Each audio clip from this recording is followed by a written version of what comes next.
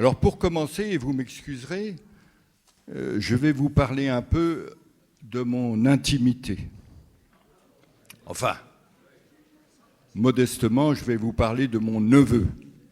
Alors mon neveu est artisan peintre, c'est un gentil garçon, très travailleur. Il chante beaucoup quand il travaille, bien sûr, c'est une sorte de chanteur en bâtiment.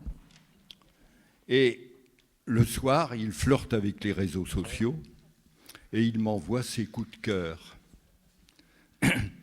Il dit qu'il veut me taquiner. Et alors, il ne m'envoie pas des femmes demi-nues qui dansent la salsa.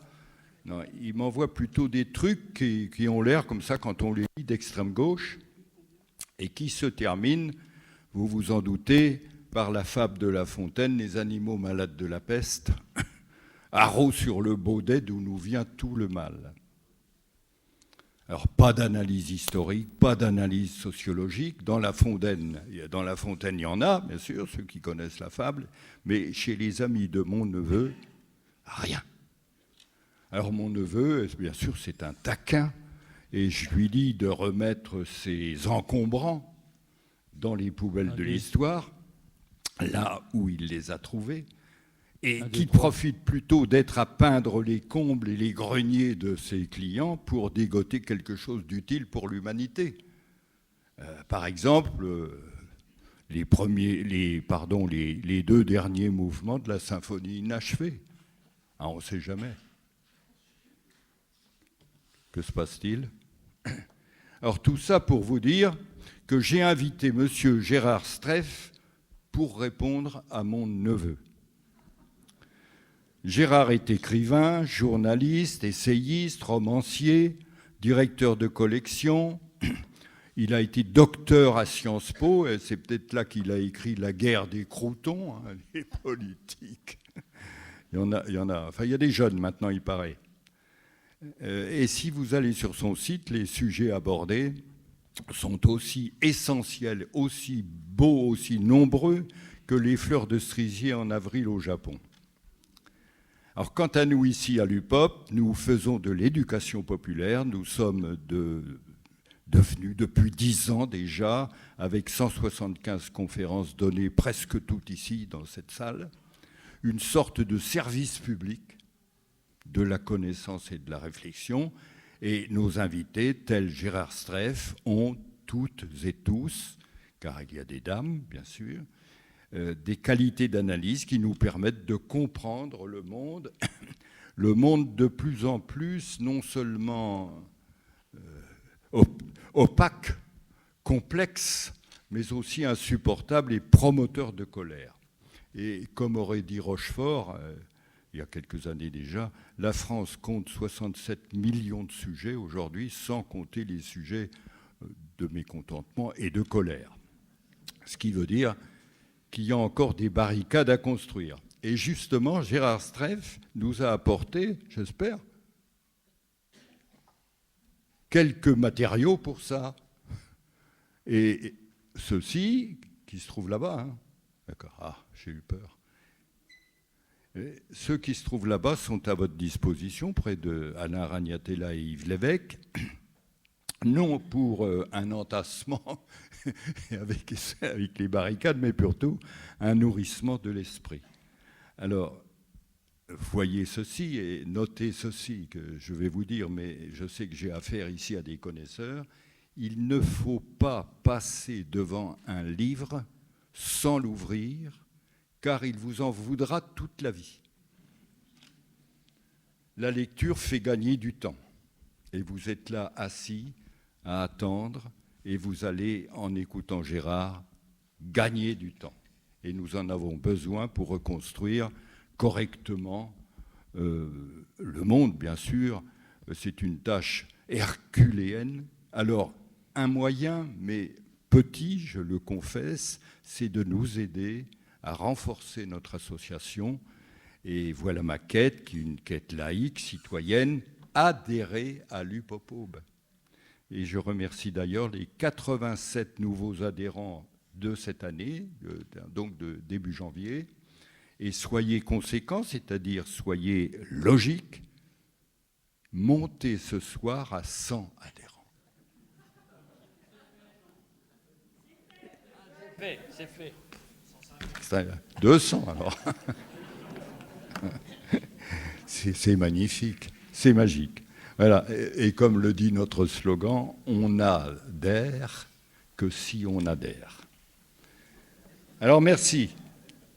Je vais vous passer quelque temps là, pendant... oui, tu prendras le temps que tu veux, Gisèle. Elle va nous présenter la prochaine conférence. Merci. Oui, la prochaine conférence, ce sera dans le cadre de la Journée internationale de la lutte pour le droit des femmes. Donc ce sera la première semaine de mars, le 5 mars. Et cela concernera une société qui regroupe à peu près 50 millions de personnes, y compris la diaspora, la société kurde, qui est répartie sur 4 pays, l'Iran, l'Irak, la Syrie et la Turquie. Et qui a une particularité dans cette région, c'est qu'elle a un objectif paritaire et égalitaire et démocratique, ce qui en soi est quelque chose d'assez unique. Alors pour nous parler de cette société qui est aussi féministe évidemment, nous faisons venir Berivan Firat, qui est la porte-parole du Conseil kurde démocratique en France et qui est aussi représentante du mouvement pour les femmes kurdes. Alors les femmes kurdes, on en a entendu parler notamment à propos de l'assassinat en décembre 2022 de Mahsa Amini, et qui avait mal mis son voile en Iran, qui était une kurde iranienne. Et depuis, le slogan de ce mouvement de femmes kurdes, Femmes, vie, liberté, est devenu international. Dans le prolongement de cette conférence, donc, qui a lieu ici le 5 à 18h30, il y aura une lecture de poétesses kurdes le vendredi 8. Et donc ce sera fait par des comédiennes du théâtre populaire de Champagne, qui seront accompagnés par un musicien kurde. Et la poésie kurde est une poésie très puissante, très puissante. Ce sera donc, pas ici, mais au café L'Expression Libre, qui est à côté du lycée Marie de Champagne, et ce sera à 20h. Voilà, mais tout cela vous sera rappelé dans la lettre d'information. Merci. Merci. Malgré sa grippe, elle parle bien. Alors j'avais encore une information, moi vous dites, le jeudi 14 mars, à l'hôtel de ville de Troyes. À l'hôtel de ville. C'est important. Il y aura une conférence de Madame Élise Petit, qui est maître de conférence, et qui va parler de la musique et de son utilisation dans les camps nazis. C'est l'UPOPO, bien sûr, qui organise ça, avec le MRAP, Mouvement contre le racisme. Et dimanche prochain, 18 février, on vous a dit de prendre un petit papier. À Utopia, il y a un film. Alors, j'ai 2 nouvelles, une pas bonne et une bonne. La pas bonne, je vous la donne tout de suite. Il faut que nous ayons fini cette conférence plus la discussion à 20h, parce que, bon, pour des raisons techniques. Et la bonne information, c'est qu'à la fin de la séance, vous pourrez rallumer votre portable. Merci. Je prends celui-là. Je prends celui-là. Je prends celui-là. Non. Attends, je vais prendre celui-là. Bien, merci à l'UPO de son invitation. C'est très impressionnant de se retrouver devant une si belle salle. Et puis, ça fait plaisir en même temps parce qu'on se dit que par les temps qui courent, voilà, cette envie de réfléchir ensemble, ça fait du bien. Donc, moi, je suis un journaliste qui est inquiet de la montée de l'extrême droite en France et depuis plusieurs mois, bon, je collecte des informations, je ramasse, j'espère que je comprends un peu mieux comment ça se passe. Donc, je voudrais aujourd'hui vous proposer une petite conférence sur ce thème. C'est-à-dire que je vais d'abord rappeler le contexte dans lequel prospère l'extrême droite, et en particulier le Rassemblement national, et quelques idées générales sur l'extrême droite. Je dirai un mot d'histoire, pas trop, mais bon, on va aborder quand même l'histoire. On va s'intéresser au groupe RN à l'Assemblée nationale et au Parlement européen, parce qu'il y a beaucoup de choses intéressantes à piocher là-dedans. Je vais essayer de voir où en est ce parti. On nous dit qu'il a changé, il n'a pas changé. Bon, c'est une question importante. On verra quelques éléments de son programme, ça sera le 5e point. Le 6e point, c'est voir comment, à travers les sondages, donc il y aura des chiffres, mais parfois c'est nécessaire, comment, à travers les sondages, l'opinion voit le RN, interprète le RN, voilà, force et faiblesse. Et puis, dernier point, je voudrais pointer cette question. Je trouve que la classe dirigeante française, les possédants, on va dire, prennent au sérieux la venue du RN et à la fois ils redoutent et ils s'y préparent. Et ils prennent contact. Donc, on va discuter un peu de ces contacts. Alors, chapitre 1, le contexte. Je pense que si l'extrême droite et le RN prospèrent, c'est parce que la crise prospère. Et ça, ça paraît comme une évidence. Mais vous allez voir que chaque fois qu'on s'interroge sur c'est quoi l'extrême droite, comment aborder cette question, tant qu'il y aura la crise, il y aura cette situation. Tant qu'il y aura la crise, c'est-à-dire si vous faites reculer la crise, vous ferez reculer l'extrême droite. Donc c'est une question importante et qui est presque stratégique dans mon exposé. On verra que le RN prospère dans un environnement idéologique qui est en pleine évolution. On parle de droitisation, hein, c'est connu ça. Droitisation, et en même temps, j'appelle à ne pas, comment dirais-je, caricaturer l'état des idées dans la tête des gens. Il y a beaucoup d'idées dans la tête des gens. Il n'y a pas que des idées qui pencheraient à droite. Il y a des réflexions, il y a des hésitations. C'est un élément important. On va voir que le RN et l'extrême droite prospèrent sur un climat de déclassement. Et ça, c'est sa force essentielle. Sur un climat d'intolérance, un climat de racisme, de xénophobie. Mais là aussi, je dis, soyons prudents.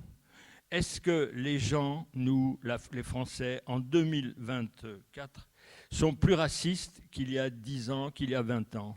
Moi, je ne suis pas sûr. Je ne suis pas sûr. Je pense que les racistes sont décomplexés.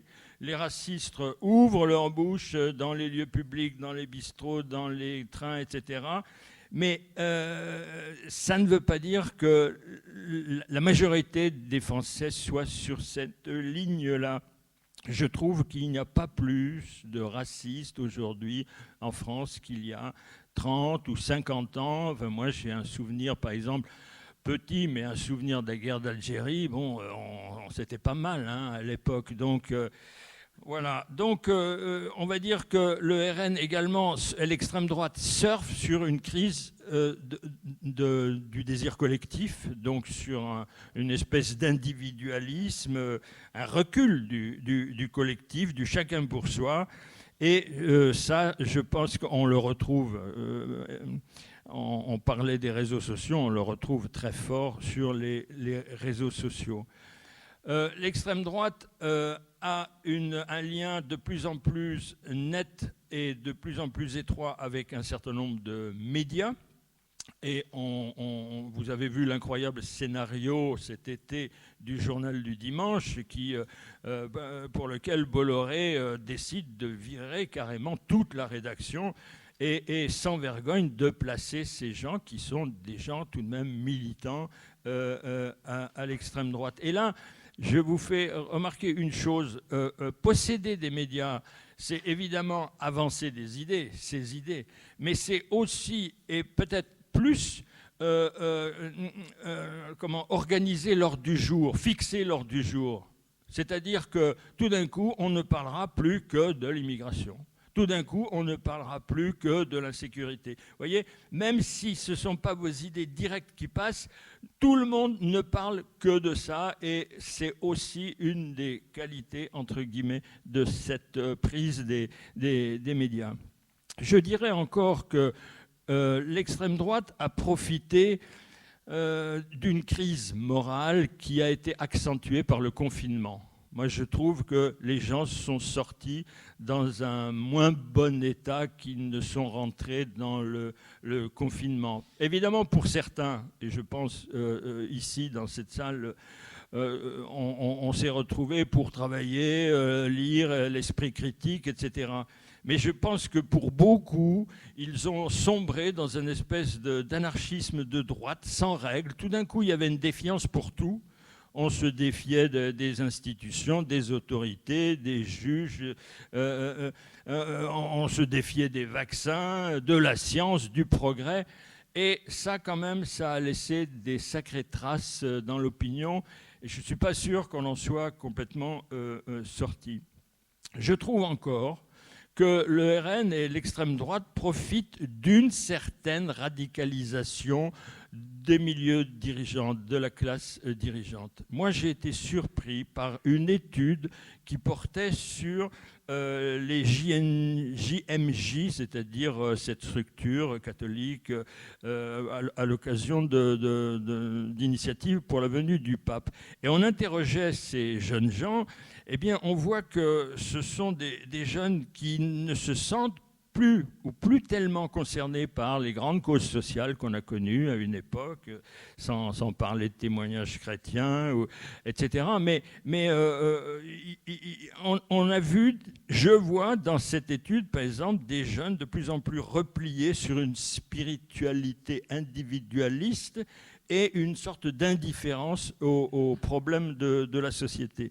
Donc ça aussi, c'est un élément qui installe un climat politique. Et puis, bien sûr, il y a l'environnement international, c'est-à-dire on a l'impression que maintenant c'est partout, aux Pays-Bas, en Pologne, peut-être demain aux États-Unis, etc., cette espèce de radicalisation politique. Alors encore quelques remarques générales. Comment définir l'extrême droite? Parce que c'est quelque chose d'important. Moi, j'aime bien, c'est une définition qu'on retrouve chez un certain nombre de sociologues, de politologues, avec quelques caractéristiques. C'est un courant antidémocratique. C'est antidémocratique, c'est un courant qui est opposé à l'égalité. L'idée d'égalité, c'est quelque chose qui les turlupine beaucoup. C'est un courant qui est associé au racisme, à la xénophobie, et ce qu'on peut appeler le nationalisme d'exclusion, c'est-à-dire pas l'intérêt pour la nation ou l'intérêt national, mais une nation qui exclut les autres nations. Et puis, c'est un courant qui surfe sur les théories du complot pour expliquer le monde. Et enfin, c'est un courant qui est très attiré par l'autoritarisme. Donc, vous voyez, ça, je pense que ce sont des caractéristiques qu'on retrouve à l'extrême droite et qui, pour moi, sont quasiment une opposition frontale avec notre devise liberté, égalité, fraternité. Alors, qu'est-ce qui fait la force de l'extrême droite? Je crois que ce qui est fort chez eux, c'est qu'ils réussissent à capter une colère légitime et une colère. Ils réussissent à se présenter comme représentants, comme avocats de l'intérêt populaire. Dans son discours, dans son idéologie, il y a deux éléments importants. Le premier, il répète tout le temps ni droite ni gauche. Ça, c'est un élément qui n'est pas propre à l'extrême droite, mais qui, chez eux, est tout à fait consubstantiel, si j'ose dire. Vous me direz, c'est une position facile parce que depuis 20 ans, 30 ans, la majorité de l'opinion se dit ni de droite ni de gauche. Bon. Mais il faut se rappeler que ce mouvement qui se reforme dans les années 70 et qui fait son trou au milieu des années 80, en 84, lors d'élections européennes. C'est un mouvement qui vient après une double expérience de droite avec Giscard et l'expérience de gauche avec Mitterrand. Et là, ils vont surfer sur l'idée ni droite ni gauche, c'est kiff-kiff, c'est tous des, etc. Donc ça, c'est un élément important. Il y a une petite différence chez eux entre RN et Zemmour. Zemmour, il est plus sur droite-droite. Il est plus aussi sur une population plus ciblée. C'est Neuilly, Passy, c'est le 16e arrondissement. C'est une bourgeoisie de droite qui est chez Zemmour. Chez Le Pen, c'est plus large et c'est plus étendu. Le deuxième élément important, c'est que si le RN nie la lutte des classes, dans son propos, il ramène toujours une opposition peuple-élite. Peuple-élite, peuple-élite, bloc populaire, bloc élitaire. On singe, si je puis dire, la lutte des classes avec de fausses oppositions. On nourrit des confusions. C'est quoi l'élite ? C'est extrêmement difficile à détailler. Ce que c'est l'élite, c'est le voisin qui a une plus grosse voiture que vous. C'est l'élu du quartier, c'est le footballeur Mbappé, c'est les gens des villes pour les gens des campagnes. Vous voyez, l'élite, c'est quelque chose d'extrêmement élastique. Moi, je reste nostalgique d'une formule qui existait dans les années 70 et qui avait été mise en avant par un dramaturge qui était Antoine Vitesse. Lui, quand il proposait un spectacle ou quand il parlait de la culture, il disait « je fais de élitaire pour tous ». Eh bien, ça, je pense que c'est une belle ambition de tout le monde, de tirer tout le monde vers une appropriation de la culture, du savoir, etc., élitaire pour tous. Bref, l'élément élite est un élément très confus, voilà, confus. Et puis, voilà, alors donc, je suis à 6 bis, je suis en train de regardez, oui, donc là, j'ai fini mon premier paragraphe. Le deuxième paragraphe, ça sera une très courte histoire de l'extrême droite, justement. Bon, on va dire que ce terme commence à apparaître de manière assez répétée au moment de la Restauration, c'est-à-dire au moment où une certaine aristocratie et une certaine bourgeoisie pensent qu'on peut, après le 89, après Napoléon, on peut revenir à l'avant 89. Donc c'est ceux qui se situent dans cette phase-là de réaction complète qu'on considère au début, on va dire, comme l'extrême droite. On va les retrouver un peu plus tard, à partir de la guerre que nous avons perdue avec les Prussiens. Donc il y a un courant nationaliste très puissant qui va se développer dans toutes ces années, fin du siècle, début du siècle, du XXe siècle, avec des gens comme Boulanger, avec l'affaire Dreyfus, naturellement, qui sera un élément enfin, structurant dans cette histoire extrême droite.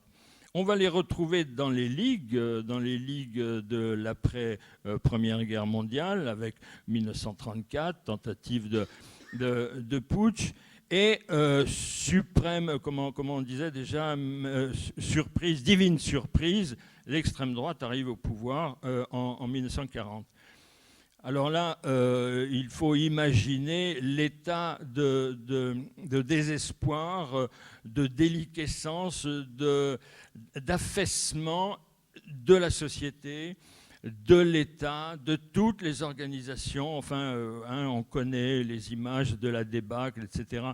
Donc là, on a un terreau formidable pour une idéologie du désespoir qui va être l'idéologie de Vichy pendant quelques années. Et puis, ça va progressivement évoluer au fil des années 40, 41. Enfin, chaque fois, ces années diffèrent des années précédentes. L'opinion bouge, l'opinion change.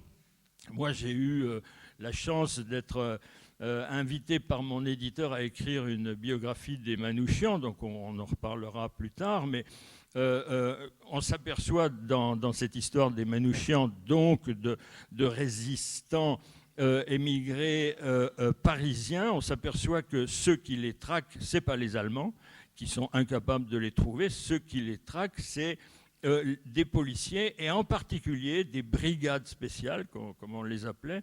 Et ces brigades spéciales, c'était des gens idéologisés, c'était des gens des différents partis d'extrême droite.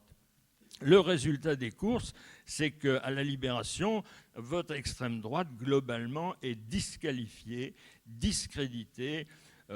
Certains de leurs intellectuels sont fusillés, et ils vont raser les murs jusqu'à la guerre d'Algérie. Et là, ça va rependre. D'ailleurs, c'est symptomatique que Le Pen se refasse une santé au moment de cette guerre d'Algérie.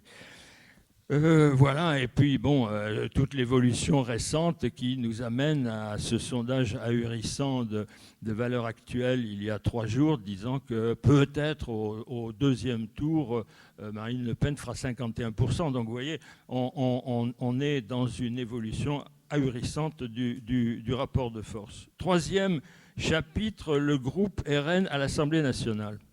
Alors, un petit rappel de la présidentielle, ils font 41%, ils sont 13 millions de voix. Et au deuxième tour, il y a 89 députés. Aujourd'hui, je crois qu'ils sont 88. Un tiers de femmes, une moyenne d'âge de 48 ans. Le plus âgé est né en 43, le plus jeune en 99. Ils sont tous ethniquement conformes, hein, pas de problème.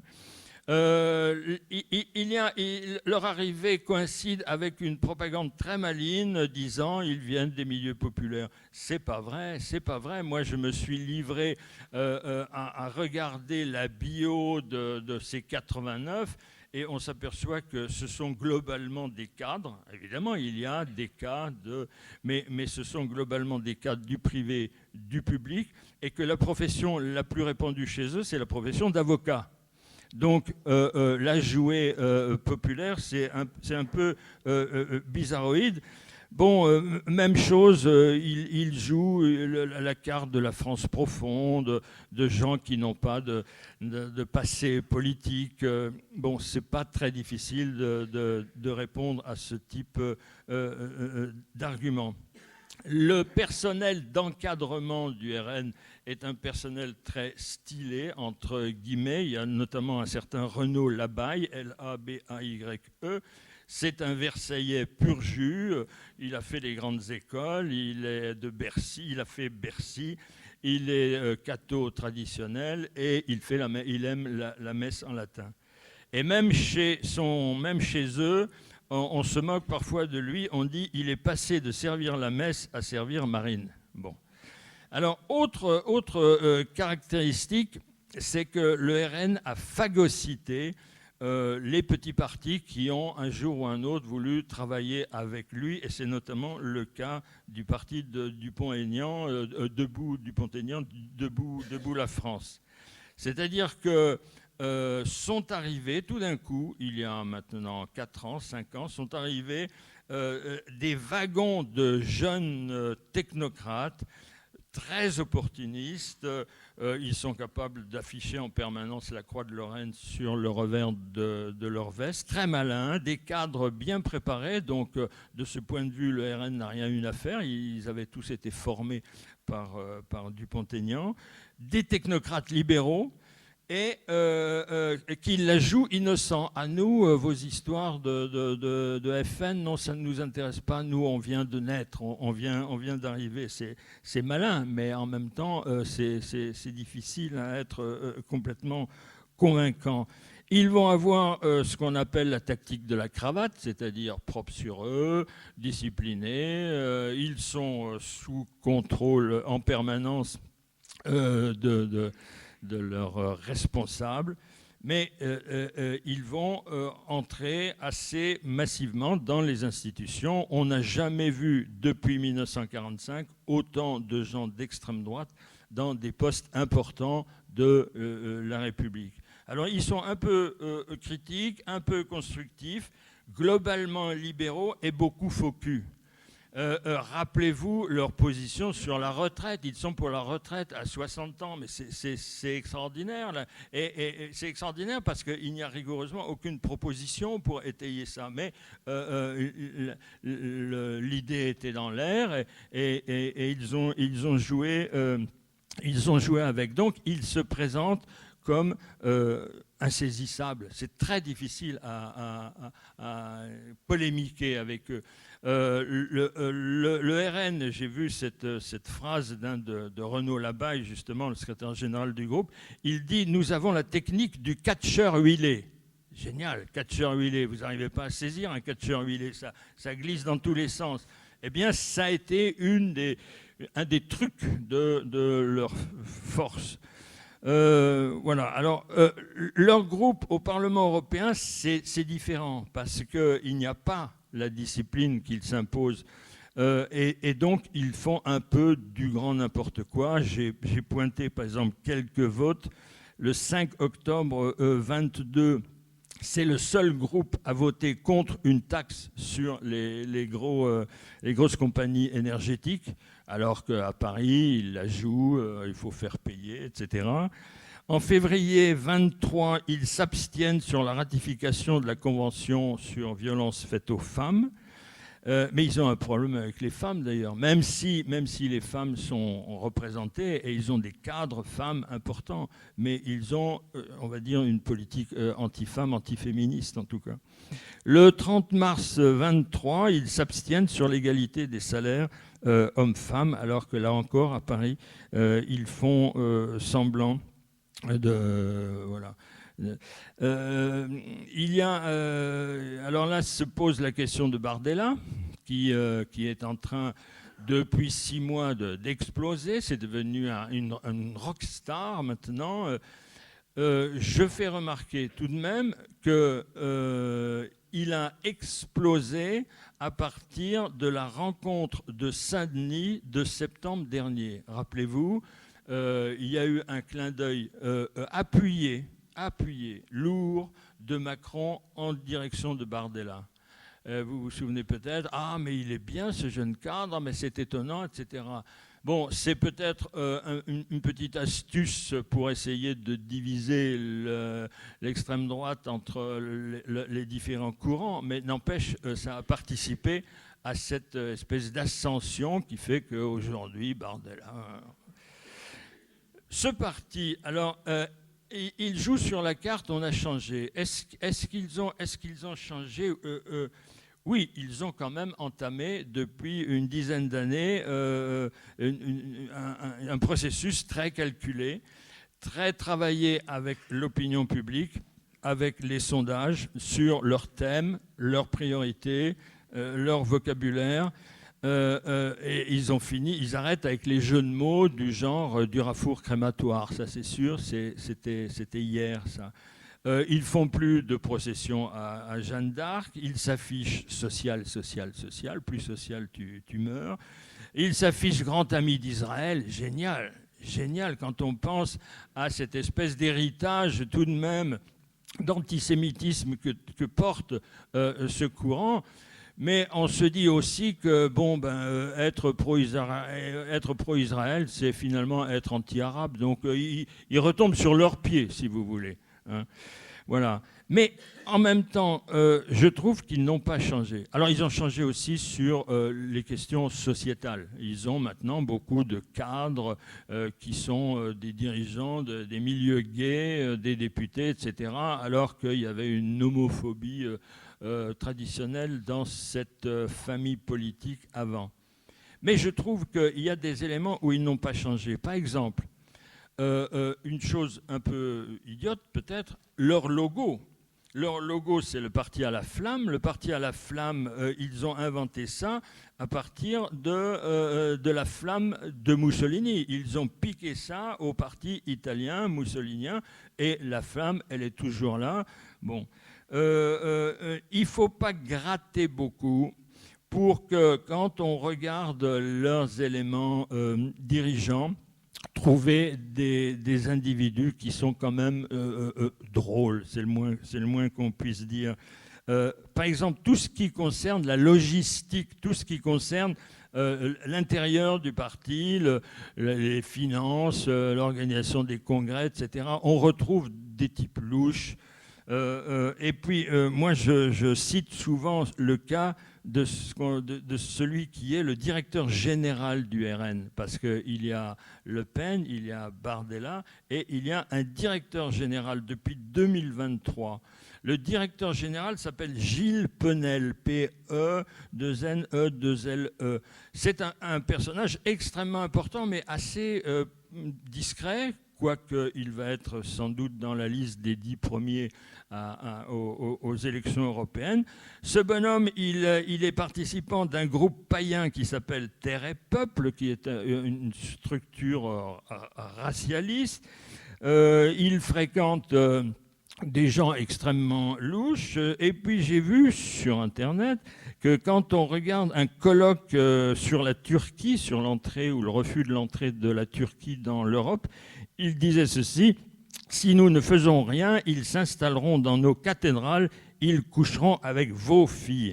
Donc ce type, c'est Gilles Penel, directeur général du RN. C'est pas un petit format. D'autre part, moi je suis sidéré par leur groupe, parce qu'au Parlement européen, ils sont dans un groupe qui s'appelle Identité et démocratie. Un groupe qui s'est créé en 2019. Mais c'est un ramassis de personnages extrêmement étonnants. Bon, il y a les Italiens, il y a Salvini, parce que, voilà, il y a Salvini, l'autre Meloni est dans un autre parti. Mais voilà, il y a cette formation du néerlandais Geert Wilders. Vous savez, ce bonhomme à la crinière peroxydée, là, et lui et son parti de la liberté, bon, obsédés par l'immigration, l'islam, le Coran, les mosquées, le voile, je passe. Il y a alternative pour l'Allemagne, l'AfD, et vous avez entendu parler, même si vous n'avez pas fait attention, de l'AfD ces dernières semaines, c'est-à-dire qu'ils ont, avec des néo-nazis allemands, monté un espèce de programme qui s'appelle la remigration et qui est l'expulsion d'Allemagne pour avoir un profil homogène ethniquement, l'expulsion d'Allemagne de centaines de milliers d'immigrés, y compris de ceux qui sont devenus allemands, mais bon, ils ne sont pas très très sûrs. Ça, c'est l'AfD. Ils sont crédités de 22% de voix en Allemagne. Vous avez un parti tchèque qui s'appelle, c'est le parti de Tomio Okamura. Ce type, alors quand on pense que la Tchéquie, il n'y a quasiment pas de migrants, mais il est absolument obsédé par les migrants. J'ai vu par exemple que l'Europe demandait à la Tchéquie d'accueillir 1500 migrants, ils en ont accepté 12. 12 sur 1500. Et il y a 2 mosquées dans le pays. Il y a 2 mosquées. Et voilà, discours, obsession.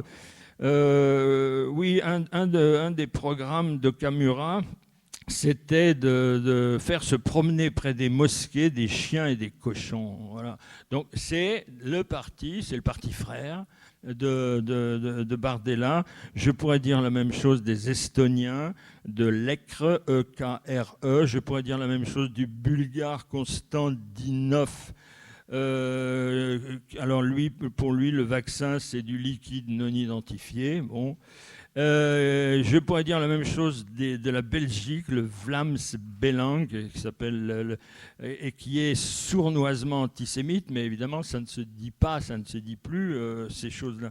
Donc tout cet attelage, ce sont les partis frères de l'extrême droite européenne. C'est quand même assez sidérant. Et ça nuance beaucoup l'idée, ils ont changé. 5e chapitre, leur projet. Bon, ils sont capables de parler de tout, ils sont capables d'intervenir sur tout, ils sont suffisamment malins pour avoir maintenant les moyens d'avoir une politique de communication très diversifiée, mais quand vous allez sur Internet, que vous tapez numéro 1, c'est l'immigration, l'immigration, l'immigration. Numéro 2, c'est en finir avec l'islamisme. Et numéro 3, c'est les délinquants, les délinquants, les délinquants. Donc, il y a quand même des fondamentaux qui fait que c'est... Bon, il y a le wokisme, mais bon, on ne va pas rentrer là-dedans. C'est une espèce d'obsession pour un discours qui nous vient d'Amérique. C'est un parti qui s'est renforcé, c'est sûr, avec les élections. On dit qu'ils sont passés de 35 000 à 50 000 adhérents. On voit qu'une certaine jeunesse dorée commence à regarder ce parti parce qu'il y a peut-être des places à prendre dans quelques mois. Ils ont recréé une école de formation. Et ils ont un homme qui est très important chez eux, qui s'appelle Jérôme Sainte-Marie. Peut-être vous vous rappelez de Jérôme Sainte-Marie. Il fut une époque, il y a 20 ans, on ne voyait que lui à la télé. Chaque fois qu'il y avait un sondage, voilà Jérôme Sainte-Marie qui se pointait pour commenter le sondage. Ben, ce type travaillait pour l'extrême droite et maintenant il est carrément le directeur de l'école centrale du RN. C'est un programme anti-femme, anti-féministe en tout cas. Et autant ils mettent beaucoup d'efforts pour cacher cet aspect, autant quand les vraies questions arrivent, alors ça ne va plus. Par exemple, ils ont été systématiquement divisés dans leur vote sur l'IVG. Ils avaient beau prétendre, je crois que dans le premier vote, Le Pen a dû quitter l'Assemblée au moment du vote, mais ils ont beaucoup insisté pour qu'il y ait un vote unitaire lors du dernier vote sur IVG et Constitution. Eh ben, ils ne l'ont pas obtenu, parce qu'il y a chez eux cette conception machiste, rétrograde. Donc voilà. Sur l'écologie, moi je m'intéressais à ça depuis longtemps. J'avais un bonhomme dans le collimateur qui s'appelait Juvin, Hervé Juvin, c'était un député européen. Ce type la jouait plus modeste que lui, on meurt, quoi. Mais comme il venait d'arriver au Parlement européen, il a été obligé de donner ses revenus. Et alors là, c'est génial parce que c'est une collection. Ce bonhomme est pété de thunes, comme diraient les ados aujourd'hui. C'est une collection de toutes les actions des grands groupes du CAC 40 et de la finance internationale. Ça aussi, c'est un aspect... Juvin a eu des problèmes de violence conjugale, ils l'ont mis de côté. Voilà. Alors, ils ont quand même retravaillé leur programme de l'écologie. On va dire qu'en gros, pour eux, oui, il y a des problèmes, mais enfin, on exagère. Bon, on exagère, hein, le GIEC, ouais, d'accord, mais bon, ils en font trop. Et puis, ils utilisent aussi le terme d'écologie punitive, qui est quelque chose qui peut d'ailleurs se débattre, se discuter. Et vous avez vu comment ils ont essayé de s'inviter dans le débat des paysans il y a quelque temps. Eh bien, ils avaient un discours tout prêt. C'est la faute aux écolos et vivent une certaine conception de l'agriculture.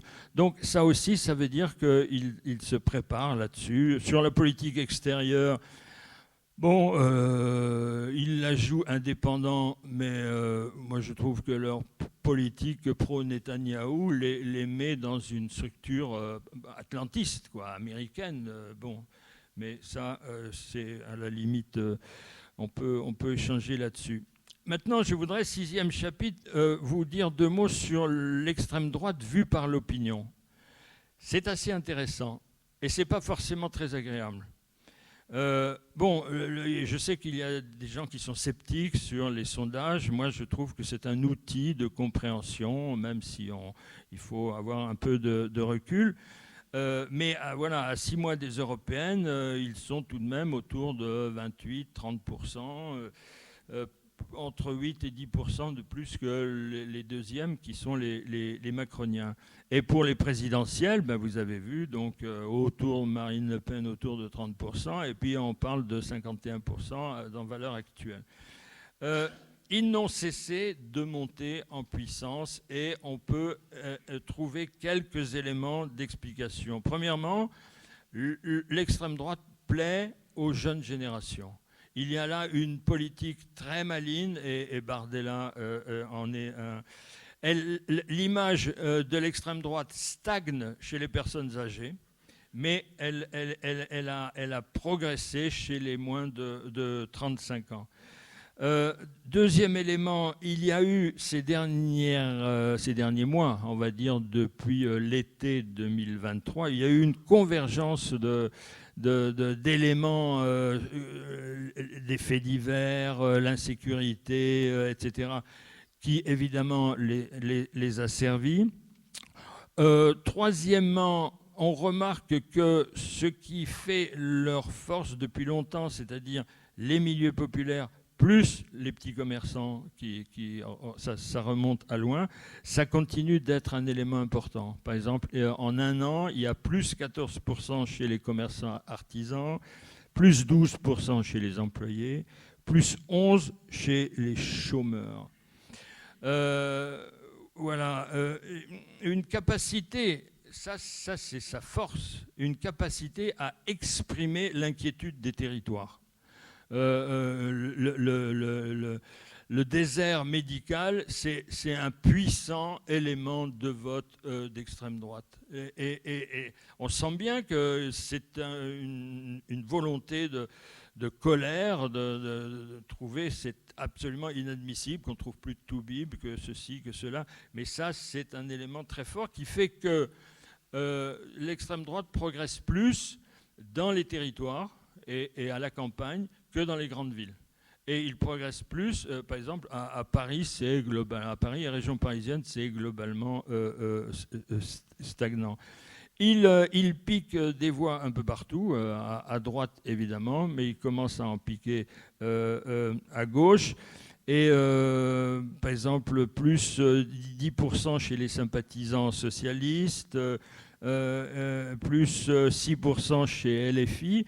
Et le sondeur disait que si on met bout à bout ces petits plus en un an, ça fait tout de même 500 000 de voix. Donc vous voyez, c'est des éléments importants. Donc, l'extrême droite est devenue centrale dans ces enquêtes devant Édouard Philippe, qui était quand même la mascotte macronienne, elle est en tête dans toutes les tranches d'âge, sauf les plus de 65 ans. Elle est en tête dans toutes les catégories sociales, sauf les cadres supérieurs. Elle est en tête dans tous les niveaux d'études, sauf les très, très, très supérieurs. Et elle est en tête dans toutes les agglomérations, sauf Paris. Et c'est tout de même, c'est lourd, parce que il faut remonter soit à Giscard d'Estaing, soit à Mitterrand, soit un peu à Sarkozy pour trouver l'installation d'une force politique comme ça. Voilà. Alors, 54% des gens sont d'accord de temps en temps sur certains sujets avec l'extrême droite. 54%, OK de temps en temps. 15% toujours OK. Et 29% jamais OK. Voilà. C'est aussi intéressant de voir. On leur fait confiance sur des sujets classiques. Bon, ils font un gros chiffre sur la sécurité, ils font un gros chiffre sur l'immigration, mais ce qui est sidérant, c'est qu'ils font un gros chiffre sur l'éducation. Sur l'éducation, mais ils n'ont rigoureusement aucune, enfin à part peut-être voilà, des mesures autoritaires, mais que propose l'extrême droite sur l'éducation? Ils font un bon chiffre sur la santé, sur le pouvoir d'achat. Donc, illusion peut-être, mais en tous les cas, il y a là une capacité à incarner une volonté de changement. Et puis, une idée forte, vicieuse, et qui est l'idée partagée par un Français sur deux, il faut leur donner leur chance. On ne les a jamais essayés. Donc, voilà. normalisation. Oui, en 40 ans de sondage, on n'a jamais vu de tels chiffres. Sur leur personnalité, bon, c'est Le Pen, Bardella. Bon, je ne redéveloppe pas sur Bardella. En même temps, ils ont des points faibles, heureusement. Donc, pour 46%, donc presque un Français sur deux, l'extrême droite est un danger pour la démocratie. Ces chiffres étaient beaucoup plus forts il y a 10 ans, 5 ans, etc. Mais tout de même, reste 46%, un Français sur deux qui trouve que danger. Pour 38%, ils ne croient pas à la possibilité d'une alliance extrême droite. Donc, ça veut dire qu'ils voient ce parti ces formations comme des formations isolées. Ils ne sont que 32% à penser que Le Pen ferait mieux que Macron. Mais on voit bien que le problème, là, ce n'est pas tellement leur crédibilité. À la limite, ils s'en foutent. Le problème, c'est exprimer une colère, exprimer un ras-le-bol, exprimer un refus. Dernier point, et je termine, les possédants prennent contact avec eux. C'est-à-dire que le RN, l'extrême droite s'est affiché comme le parti des petits. Il a réussi à attirer du monde. Rappelez-vous, au deuxième tour de la présidentielle, 75% des chômeurs ont voté pour l'extrême droite. Mais voilà, maintenant que la question de leur arrivée au pouvoir est posée, que vont faire les gros, si j'ose dire, les possédants, les banquiers, les structures, le MEDEF et compagnie? Eh bien, ils ont tardé, ils se sont tâtés, ils ont hésité. Rappelez-vous qu'il y a 2 ans encore, Le Pen était invité, c'était Marion Maréchal, elle était invitée à l'université d'été du MEDEF, ça a fait un scandale. Ça a fait un tel scandale que le MEDEF a été obligé de la décommander. Eh bien ça a changé. Ça, ces 2-3 dernières années, ça a changé. Il y a de plus en plus de contacts discrets entre la hiérarchie d'extrême droite et les puissances économiques. Ça passe par 2 canaux. Le premier canal, c'est le groupe à l'Assemblée nationale. Chenu, qui est, vous le voyez fréquemment, avait profité, par exemple, d'un débat sur paysans, consommation, distribution, pour avoir de très bons rapports avec Michel-Édouard Leclerc. Bon, il nous avait habitués à d'autres positions, Michel-Édouard Leclerc. En tous les cas, il a accepté une photo qui a donné finalement, donc lui et Chenu, qui a donné l'exemple à d'autres et qui était assez symptomatique. J'ajoute que le deuxième canal, c'est une structure patronale qui s'appelle ETHIC, E-T-H-I-C. C'est beaucoup plus modeste que le MEDEF, mais c'est très bien fréquenté côté fric, côté pouvoir, c'est dirigé par une dame qui s'appelle Sophie de Menton. Et cette Sophie de Menton organise régulièrement, là encore, des rencontres. Bon, je peux les citer en 2017, en 2022, etc., etc. Donc, et ça, on voit que ces derniers mois, c'est-à-dire c'est tout récent, ces derniers mois, ça se multiplie. Et j'ai vu une déclaration de Bardella disant, mais il se bouscule maintenant dans mon cabinet pour des rencontres, pour nous rencontrer, etc. Enfin, il n'y a plus rien à voir avec le climat de défiance qu'il y avait avant. Dernier élément, il y a un chercheur du CNRS qui s'appelle Gilles Ivaldi, qui s'est amusé, si on peut dire ça, à décortiquer le programme économique du RN après chacune de ces rencontres avec le patronat. Et il a montré comment, finalement, l'orientation libérale pro-patronale s'accentuait au fil des ans.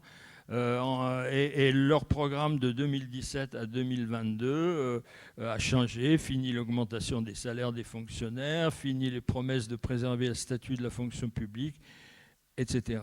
etc. Donc c'est Gilles Ivaldi.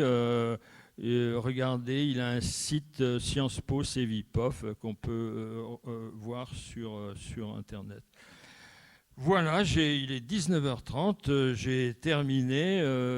Qu'est-ce qui va se passer demain? Personne n'en sait rien. Est-ce que le pire est sûr? Bien sûr que non. On a vu toutes les expériences présidentielles passer avec des grosses surprises. Mais quand même, on sent bien qu'il y a une volonté d'arrangement, voilà, et une sorte à la Meloni, vous voyez, à l'italienne. Meloni, rappelez-vous, il y a 2-3 ans, c'était un petit monstre, Mussolini, etc. Meloni, aujourd'hui, est terminée. Elle est complètement intégrée. Donc, c'est possible aussi qu'il y ait cette piste chez certains. Voilà, merci de votre attention.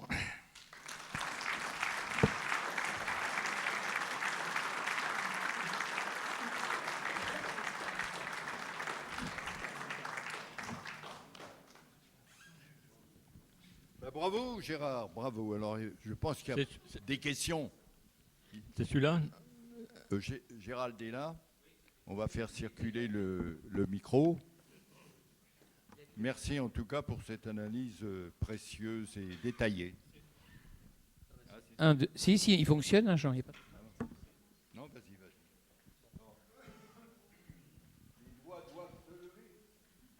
Alors, y a-t-il des questions? Oui. Tu les as assommés.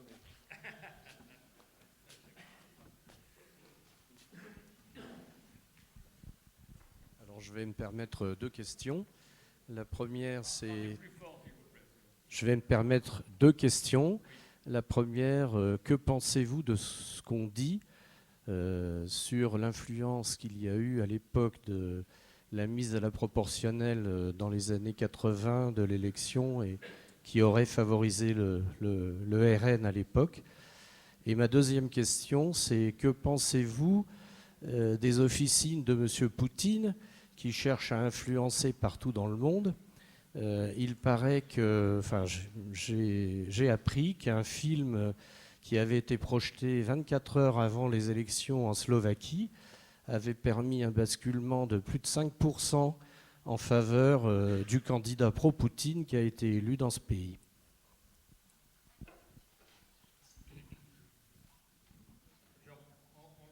Oui, vous pouvez répondre déjà, oui. Sur RN et les années 80, la proportionnelle, etc., oui, je n'ai pas développé, mais on pourrait. Il y a eu un choix politicien qui a été fait par le camarade Mitterrand de privilégier l'extrême droite à un moment où il sent que dans l'opinion publique, il va y avoir une critique de plus en plus forte de son orientation libérale. Et oui, absolument, il y a eu une utilisation, une mise en avant de l'extrême droite qui ensuite s'est retrouvée comment dirais-je, instrumentalisé de manière systématique et presque indécente. Sur les officines Poutine, oui, absolument, il y a des officines Poutine, mais à mon avis, il y a des officines Poutine et des officines Trump, parce que les Américains, et puis ce personnage complètement ahurissant de Trump, vous avez vu, qui dit « mais je serais d'accord avec Poutine si jamais il y a un pays de l'OTAN qui ne paye pas ses contributions ». Donc oui, bien sûr, il y a... Et puis aujourd'hui, avec Internet, c'est facile. Il y a une disponibilité, il y a ce grand n'importe quoi sur les réseaux sociaux qui fait que vous pouvez faire votre trou facilement. Oui, bien sûr.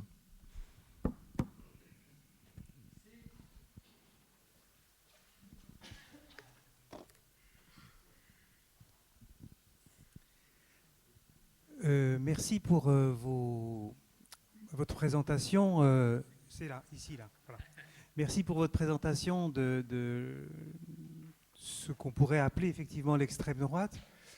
Cependant, je voudrais vous poser une question sur le périmètre de l'extrême droite, c'est-à-dire sur le fait qu'il m'a semblé, mais peut-être ai-je mal écouté à certains moments, il m'a semblé que vous limitiez un peu peut-être l'extrême droite à une extrême droite parlementaire. Or, il me semble, c'est-à-dire une extrême droite inscrite dans des partis qui sont des partis qui ont pignon sur rue, avec des fonctionnements sinon transparents, en tout cas, on va dire, connus. Mais il existe tout de même aussi, vous avez parlé d'officines, on pourrait parler aussi de chapelles ou de groupuscules comme Occident, comme le GUD qui a sévi pendant un certain temps dans l'histoire, comme d'autres groupes comme Kiwitas qui a dû rencontrer quelques difficultés après la manif pour tous. Je pense que, enfin, je voulais vous poser cette question autour de jusqu'où va l'extrême droite, parce que l'extrême droite, c'est une situation parlementaire, mais il y a aussi des courants de pensée qui vont peut-être plus loin que simplement cette inscription dans un système parlementaire. Voilà. Oui, diriez-vous de cela ? Ben, évidemment d'accord avec vous. Il y a l'extrême droite organisée en partie, le RN, Zemmour, qui reste une force à peu près inchangée depuis des années dans les sondages. En plus d'un RN fort, il y a un Zemmour qui reste autour de 7%, c'est pas rien. Et puis une ultra-droite. Ah oui, bien sûr, une ultra-droite qui à la fois sert le RN pour dire oh, mais nous on n'a rien à voir avec ces oiseaux-là, et en même temps qui est dans une zone grise qui fait que souvent ils travaillent ensemble. Vous avez vu peut-être que le week-end dernier, il y a une quarantaine de ces gens-là qui ont été arrêtés par la police pour... à un cimetière parisien pour avoir rendu hommage à un collabo. Oui, non, oui, d'accord. Non, c'était. Mais ce que je trouve peut-être plus inquiétant, bon, ça déjà c'est des éléments, mais c'est maintenant une espèce de prégnance. Droite, extrême droite, des fois on ne sait plus très bien où ça commence, où ça finit. La droite aujourd'hui est en plein désarroi, elle ne sait pas comment prendre cet aspect-là. Bon, j'ai vu la dernière idée qui est venue à la tête de Ciotti, c'est un référendum sur l'immigration. Ah oui, c'est sûr que c'est évidemment la question numéro 1 qui turlupine tous les Français, la question de l'immigration. Mais ça, c'est une idée, c'est de droite, c'est d'extrême droite. Donc il y a aussi voilà, ces confusions et puis ces frontières qui s'effacent entre les groupes et les partis politiques. Oui.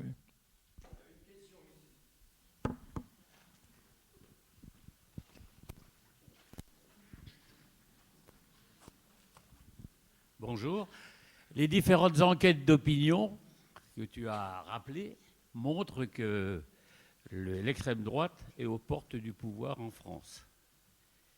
Et aujourd'hui, même si on ne voulait pas le croire, c'est une hypothèse qu'on ne peut pas écarter. Et dans ton propos, au démarrage de ton propos, je pense que tu as parfaitement bien planté le décor en disant l'extrême droite se nourrit des crises et faire reculer les crises feront reculer l'extrême droite. Donc, de quelle crise parle-t-on ? Bon, j'ai bien mon idée. C'est la crise de tout un système économique, c'est la crise du système capitaliste. Il ne faut pas avoir peur de dire le nom.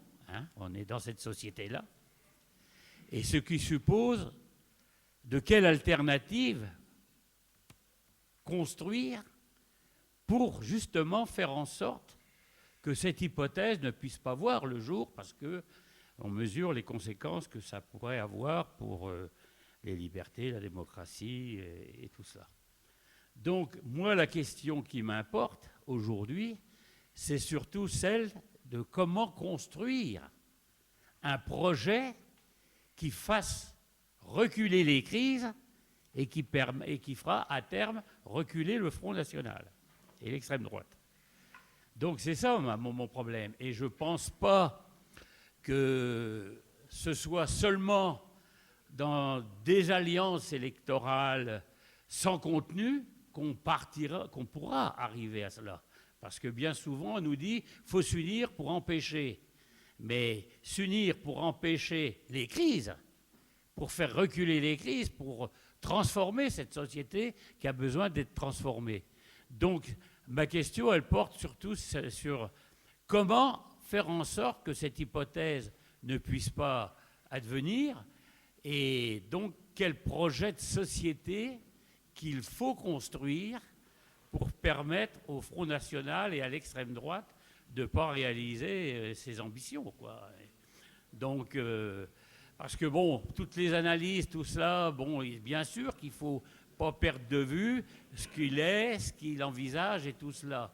Mais pour moi, ce qui me concerne en tant que militant du Parti communiste, c'est de savoir comment faire en sorte que ça n'arrive pas. Je pense qu'on en a sans doute les possibilités. Le peuple a fait la démonstration dans son histoire qu'il pouvait avoir des ressorts, mais en même temps, il y a besoin de mettre toutes ces questions-là au débat pour construire une alternative crédible qui fasse en sorte que les gens s'y retrouvent. Sur l'alternative politique, je ne peux être que d'accord avec toi, mais je trouve aussi que les gens ne bougent plus. C'est une calamité, les gens ne bougent plus. Moi, j'ai été absolument sidéré par ce qui s'est passé à Casino. Enfin, Casino, c'est une des grandes boîtes de distribution française. Oh, il y avait des casinos partout. Où sont les luttes? Où sont les batailles? Où sont où est la colère? Où est la colère?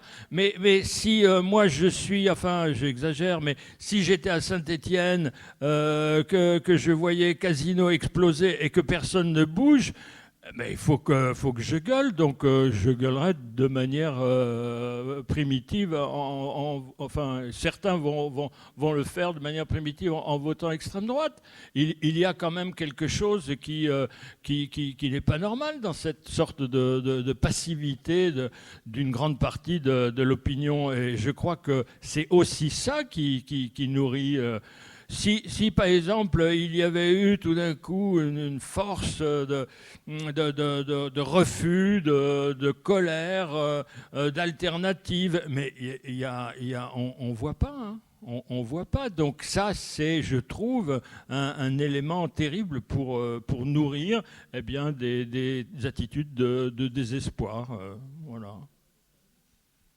Mais je ne réponds pas à ta question. Oui, vous avez dit comment que les frontières entre l'extrême droite et la droite disparaissaient. On voit bien la porosité. Vous avez cité Ciotti, etc.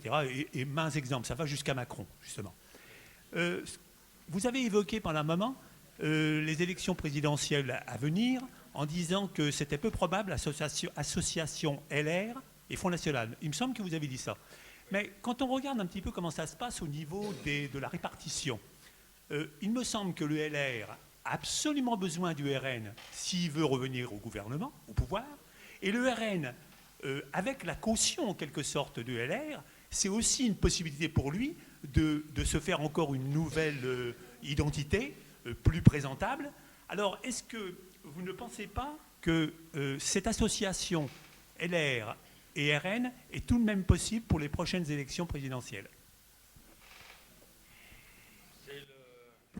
En tous les cas, c'est l'orientation, c'est plus l'orientation de Zemmour que de Le Pen. Mais je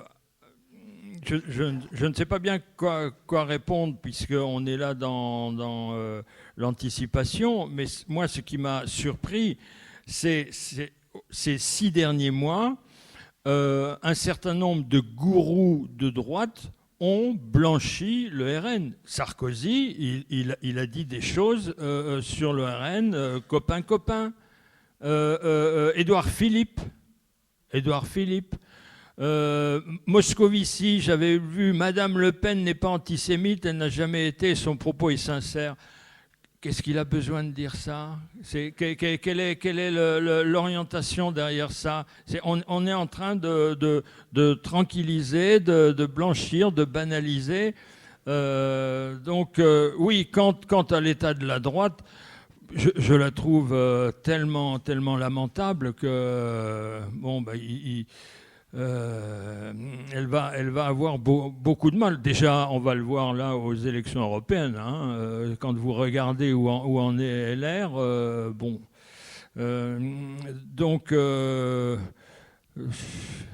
oui, est-ce qu'ils vont faire alliance? Il est sûr qu'un certain nombre de cadres de droite n'attendent qu'une permission de faire accord avec. Oui, ça c'est vrai. Oui.